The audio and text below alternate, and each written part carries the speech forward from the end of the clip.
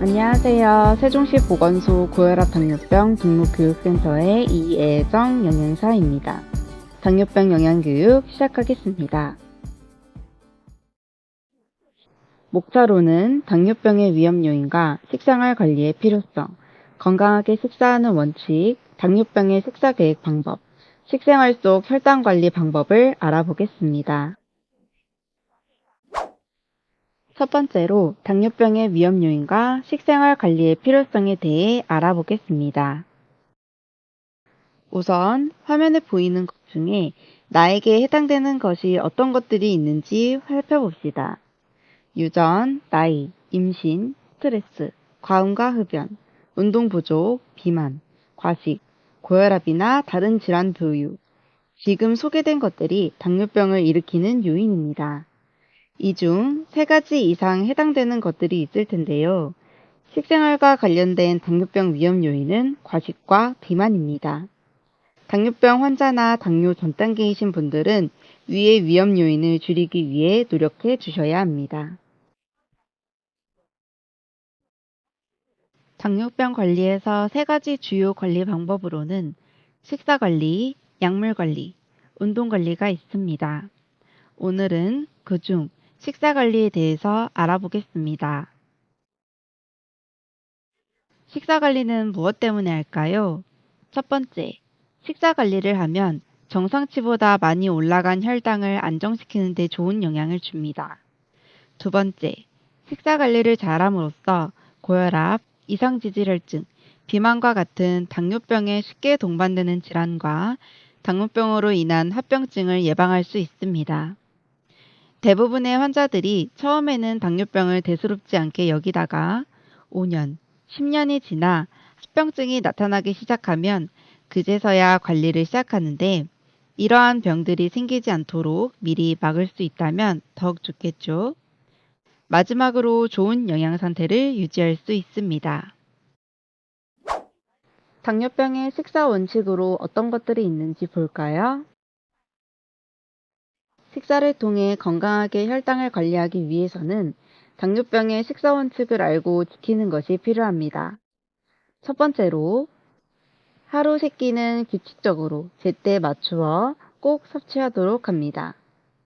대부분의 사람들이 아침은 거르고 점심과 저녁, 특히 저녁은 마음 놓고 과식이나 폭식을 하는 경우가 많습니다. 외근이나 회식이 잦은 직장인들은 더욱 그렇겠죠. 한꺼번에 과식하면 자연히 혈당이 높아지므로 조심해야 합니다. 필요하면 간식 섭취 시간까지 정할 수 있는데요. 간식은 식후 2시간 뒤에 섭취를 하는 것이 좋습니다. 또한 빨리 먹게 되면 과식하는 경우가 많기 때문에 식사 시간은 20분 이상 천천히 섭취하도록 합니다. 두 번째 원칙은 나에게 알맞은 양을 섭취하는 것입니다. 개인마다 체격이나 활동 정도가 다르기 때문에 하루에 드셔야 하는 식사의 양도 다릅니다. 만약 과하게 식사를 하면 혈당이 올라가고 또한 식사를 거르면 저혈당이 생깁니다. 그래서 나에게 맞는 표준 체중을 구하고 하루 총 열량을 계산하여 그에 맞는 음식의 양을 결정해야 합니다. 세 번째 원칙으로는 골고루 섭취해야 합니다. 식품군이란 영양소가 비슷한 식품끼리 묶은 것인데 균형된 영양 섭취를 위해서는 6가지 식품군의 식품들을 골고루 섭취해야 합니다. 지방은 우리 몸에 필요한 영양소로 적정량 필요합니다. 그러나 너무 많은 양의 지방 섭취는 누구에게도 바람직하지 않습니다. 지나친 지방이나 콜레스테롤을 섭취하면 심장 질환의 가능성을 높이고 동맥이 단단해지는 동맥경화증이 될 수 있습니다. 당뇨가 있는 사람들은 정상인보다 이런 질병에 걸릴 위험이 훨씬 높습니다. 따라서 식사를 통한 지방 섭취를 제한하는 것이 매우 중요합니다. 지방은 여러 가지 식품에 포함되어 있습니다. 육류, 유제품, 계란 노른자, 버터, 샐러드 드레싱, 식물성 기름과 기름진 디저트 등입니다. 특히 동물성 지방은 혈중 콜레스테롤을 높일 수 있으므로 주의하는 것이 좋습니다. 섭취한 당질은 체내에서 100% 당으로 전환되며 대부분 식후 2시간 이내에 소화 흡수됩니다. 설탕, 물엿, 시럽, 사탕 등 당분이 많은 식품은 혈당 수치를 급속히 올릴 수 있으므로 제한해야 하지만 저혈당 치료에는 이용할 수 있습니다. 말린 과일 등의 건조식품도 당질 함량이 높습니다. 또한 당질을 식사와 간식으로 나누어 섭취하면 혈당 조절에 도움이 될 수 있습니다. 생활 속에서 어떻게 저염식을 실천할 수 있을까요? 조리가 완전히 끝난 후 소금, 간장을 넣습니다. 가공식품은 멀리하고 신선한 자연식품을 먹습니다. 소금, 간장 대신 겨자, 후추, 고추 같은 향신료나 마늘, 양파, 생강, 멸치, 다시마, 김, 파래, 새우 같은 천연 양념을 이용합니다. 조리법은 절임, 조림보다는 구이, 찜이 좋습니다. 장아찌, 젓갈, 밑반찬 등의 짠 음식의 양을 제한합니다. 국물 요리를 드실 때에는 건더기 위주로 드시고 국물은 남기거나 적게 드시는 것이 좋습니다. 식이섬유소는 장의 운동을 활발하게 하여 변비를 예방하고 포만감을 주어 식사 관리하는 데 도움이 됩니다. 또한 소화된 음식물이 장으로 흡수되는 속도를 지연시켜 식후 급격한 혈당 변화를 줄이고 콜레스테롤과 중성지방의 농도를 낮추는 효과가 있습니다. 하루 20에서 25g의 식이섬유소 섭취가 권장됩니다.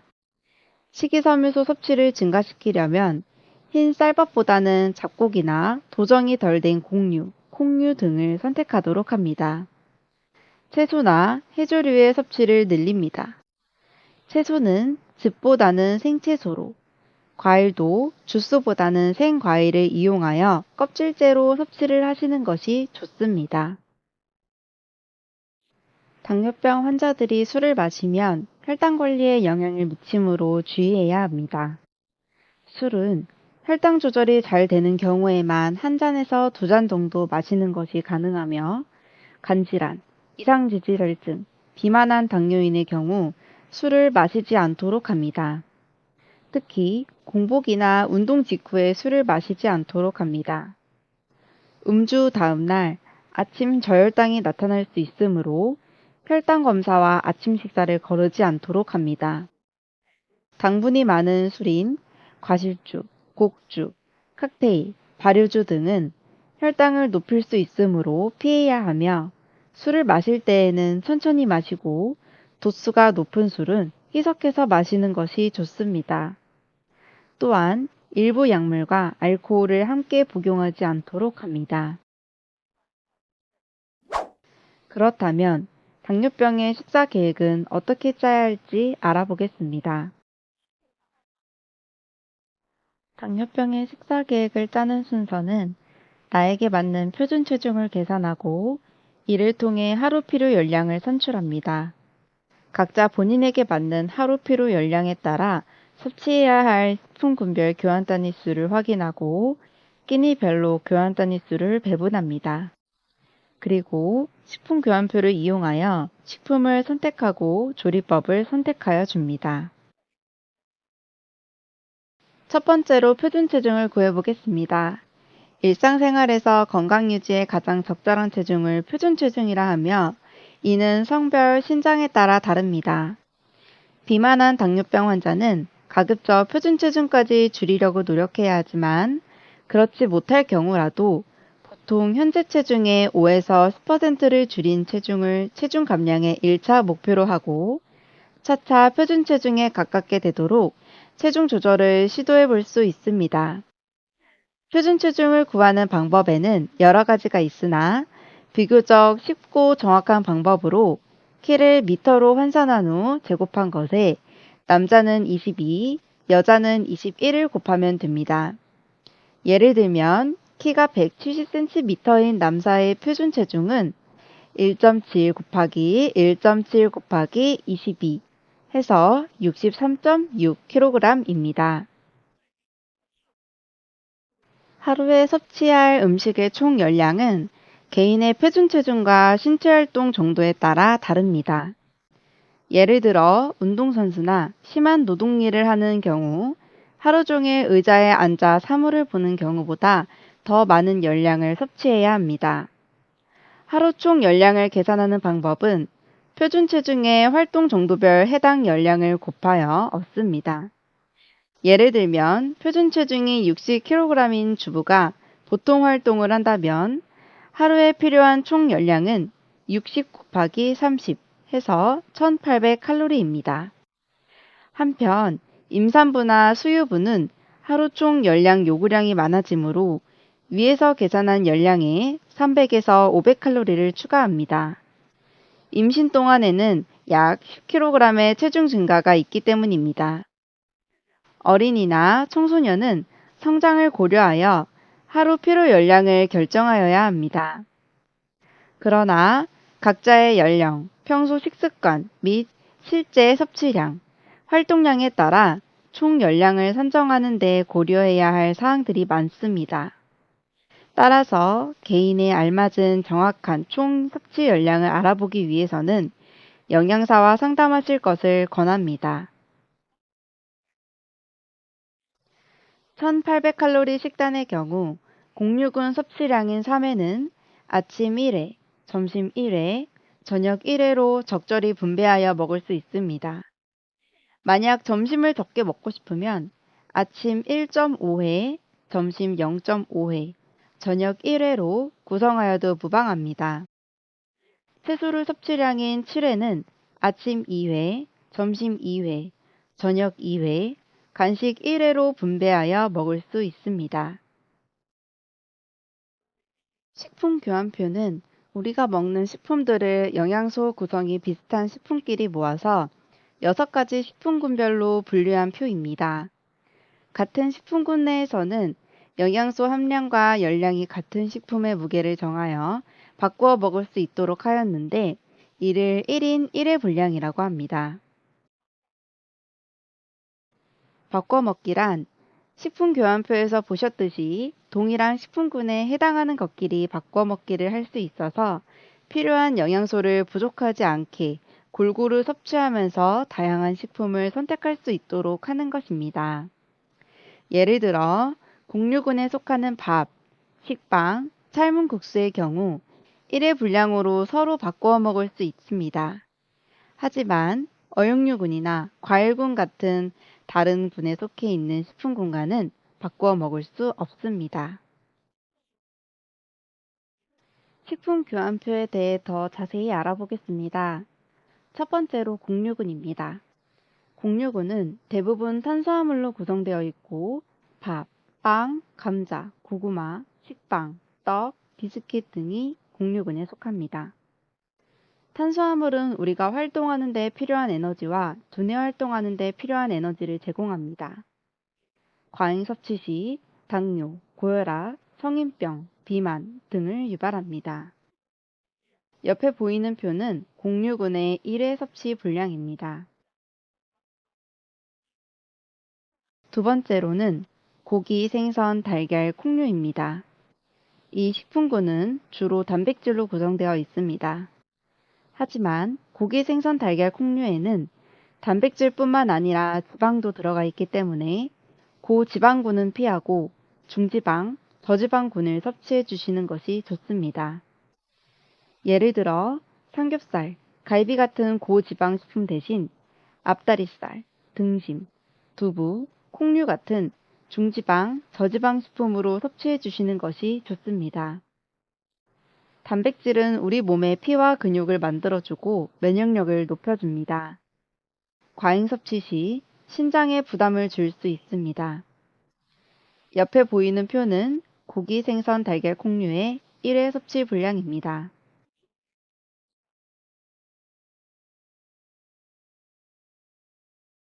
채소군은 비타민과 무기질이 포함되어 있습니다. 이는 우리 몸의 기능을 조절해주고 피부를 건강하게 해주고 변비 예방에도 탁월합니다. 옆에 보이는 표는 채소군의 1회 섭취 분량입니다. 채소군은 보통 3g의 당질을 가지고 있는데요. 3g보다 2배 이상의 당질을 함유하고 있는 채소군이 있습니다. 고춧잎, 단호박, 당근, 쑥, 푼마늘, 도라지, 연근, 우엉, 매생이 등이 있는데요. 다른 채소군보다 당질을 많이 가지고 있으니 이런 종류의 채소군만 섭취하지 않고 다양한 채소군을 섭취하는 것이 좋습니다. 과일군에도 비타민과 무기질이 들어 있습니다. 각 기능은 채소군과 비슷한데요. 6가지 식품군 중에 혈당을 제일 많이 올리는 식품군은 어떤 것일까요? 바로 과일군입니다. 과일의 당 성분은 설탕과 비슷한데요. 혈당이 쭉 올라가다가 떨어지게 됩니다. 그래서 꼭 조절하면서 드시는 습관이 필요합니다. 옆에 보이는 표는 과일군의 1회 섭취 분량입니다. 그 다음은 우유 및 유제품군입니다. 주로 무기질, 예를 들어 칼슘을 섭취할 수 있습니다. 뼈와 이를 튼튼하게 만들어주고 과잉 섭취 시 소화불량, 비만을 유발할 수 있습니다. 옆에 보이는 표는 우유 및 유제품군의 1회 섭취 분량입니다. 지방군도 꼭 섭취해야 하는 식품군 중 하나입니다. 영양소에는 물에 녹아 흡수되는 영양소도 있지만 지방으로 인해 녹아 흡수되는 영양소도 있기 때문입니다. 단, 기름은 열량이 높기 때문에 나물을 무칠 때 참기름이나 들기름을 살짝 두르는 양, 그 정도 사용한다고 생각하시면 되고, 전이나 튀김류를 드실 때 지방을 많이 섭취하기 때문에 주의해야 합니다. 지방의 1회 분량은 옆에 보이는 표에 나와 있습니다. 지금 보시는 표는 열량에 따라 섭취해야 할 식품군별 교환 단위수를 나타낸 것입니다.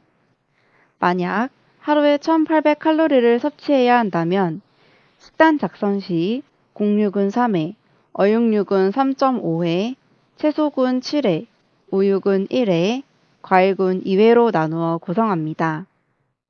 어육육은 고지방 식품을 제외하고 저지방, 중지방을 선택하는 것을 기준으로 열량을 맞춘 것입니다. 이렇게 교환 단위수를 배분하고 알맞은 조리법을 선택하여 식사 계획을 마무리합니다. 이 표는 합병증이 없는 경우에 해당되는 식사 계획이며 합병증이 있을 때에는 식사 구성 및 양의 변화가 필요할 수 있으므로 반드시 영양 상담을 받아야 합니다. 평소 생활 속에서의 혈당 관리를 위한 식사 관리 방법에 대해 알아보도록 하겠습니다. 우선 당뇨병 식단이라고 하면 무조건 탄수화물을 적게 먹거나 안 먹어야 한다고 생각하시는 분들이 많은데요. 당뇨병 관리를 위해서는 균형되게 모든 영양소를 골고루 규칙적으로 먹는 것이고 꼭 당뇨병 환자가 아니더라도 정상인이 먹는 건강 식단이라고 이해하시면 됩니다. 우선 탄수화물, 단백질, 그리고 지방과 당뇨병에서 문제가 되는 혈당 수치와의 관계를 설명드리겠습니다. 밥, 떡, 국수, 빵 등을 탄수화물이라고 하는데요. 이러한 탄수화물은 우리 몸속에서는 당으로 변환됩니다. 단백질은 50% 정도가 당으로 변환되고 지방은 10% 정도가 당으로 변환됩니다. 그러므로 안심하고 많이 드시는 일은 있어서는 안 됩니다. 당지수란 특정 식품의 식후혈당 반응 정도를 기준이 되는 식품에 대해 비교하여 수치화한 것을 말합니다. 일반적으로 같은 양의 탄수화물 식품을 섭취하더라도 서로 다른 속도로 소화, 흡수되기 때문에 인체 내에서의 혈당 반응은 식품에 따라 다르게 나타나는데요. 혈당 지수가 높은 식사를 할 경우 혈당이 빠르게 상승하고 인슐린의 분비가 촉진되어 혈당의 기복을 심하게 하고 체지방 축적을 일으킵니다. 따라서 당뇨 예방이나 환자의 혈당 관리를 위해서는 혈당 지수가 낮을수록 좋습니다. 그러나 음식마다 통상적인 1회 섭취 분량이 다르므로 단순하게 당지수만으로 비교하기는 어렵습니다. 당지수에 영향을 미치는 대표적인 요인들로는 섭취하는 식품의 형태, 식품 입자의 크기, 식품의 가공 및 요리 과정, 식품에 함유된 전분의 특징, 섬유소의 함량과 특성, 단백질과 지질의 함량 등이 있습니다. 섬유소가 풍부한 식품은 식후 혈당 증가를 느리게 합니다. 도정이 덜 되어 섬유소가 많은 현미밥이 흰밥보다, 아밀로스, 아밀로펙틴의 비율이 높은 맵쌀이 찹쌀보다 더 천천히 소화되고 당지수도 낮습니다. 과일 주스의 형태가 생과일보다, 삶아서 으깬 감자가 통으로 구운 감자보다 당지수가 높습니다. 그리고 오랜 시간 조리할수록 당지수가 높아집니다. 대체 감미료는 설탕에 비해 단맛이 높고 설탕보다 적은 양을 사용하여 단맛과 적은 칼로리를 낼 수 있습니다. 이 대체 감미료는 영양성분 표시에는 확인이 불가합니다. 따라서 원재료명을 통해 어떤 감미료를 사용하는지 확인해야 합니다. 대체 감미료의 종류는 사카린, 수크랄로스, 스테비아, 알룰로스, 나안과 등이 있습니다. 또한 대체 감미료는 종류에 따라 메스꺼움, 소화불량, 설사 등의 부작용이 나타날 수 있습니다.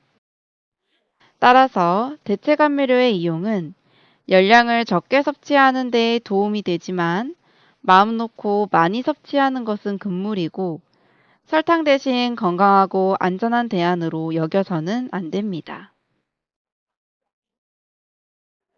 올바른 식품 선택을 위해서는 식품 포장지에 있는 영양 표시 내용을 확인하고 식품을 구매하는 것이 좋습니다.